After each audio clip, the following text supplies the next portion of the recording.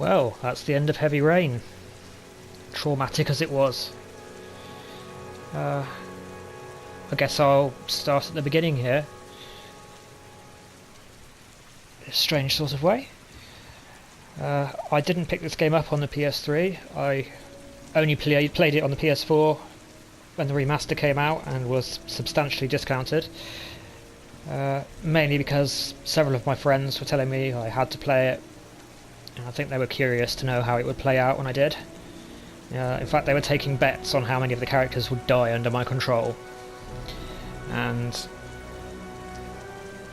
I'll be honest, I thought I was going to keep them all alive. I thought my brain power would be sufficient and that I'd make it through with everyone okay. So I'm a bit frustrated that I didn't.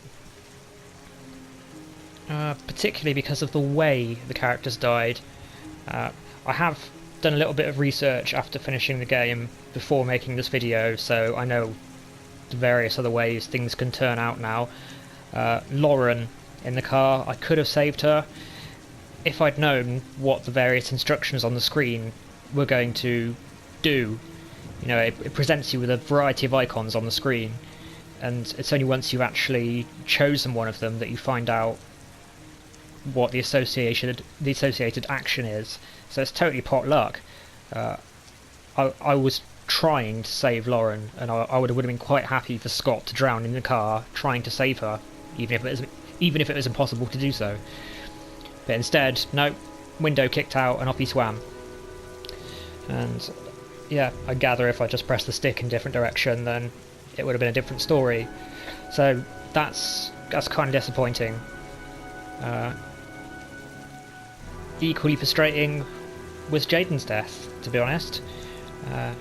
I've watched back the footage of myself playing, and looking back on it now, I can fairly clearly see the icon instructing me how to get out of the menu that I was stuck in.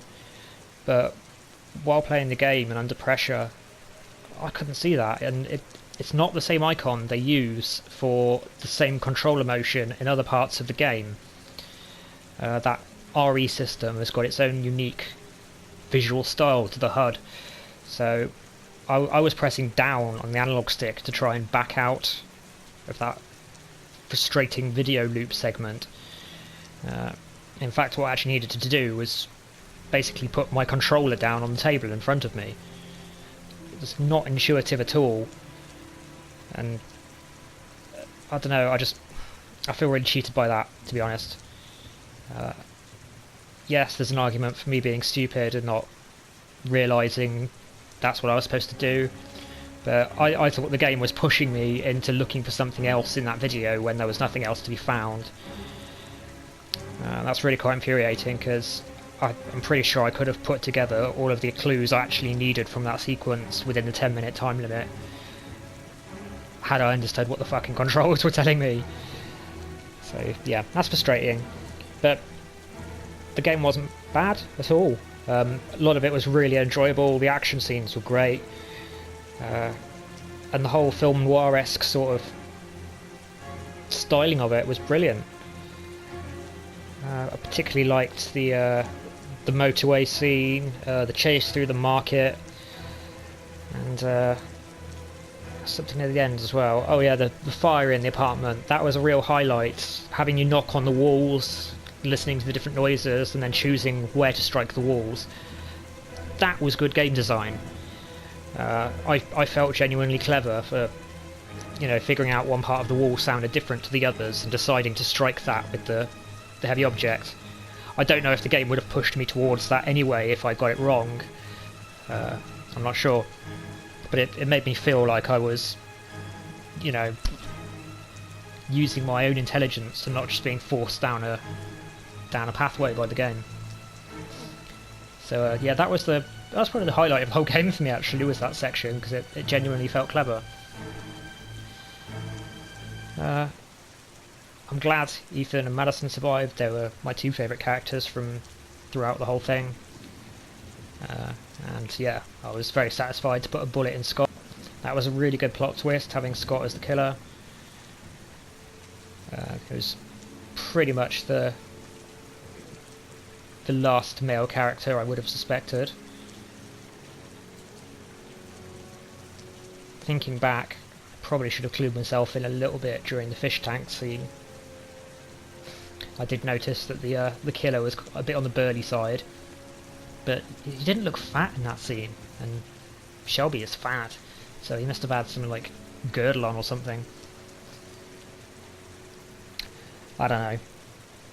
Anyway, for better or worse, that was it. Honestly, I don't know if I'd play through it again.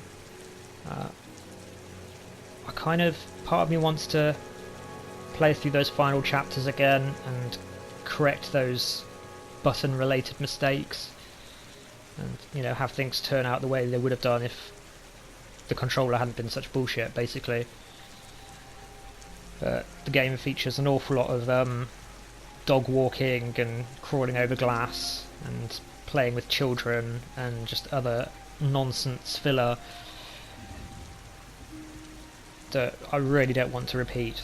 So maybe sometime further down the road I will compose an alternate ending, what could have been, what should have been.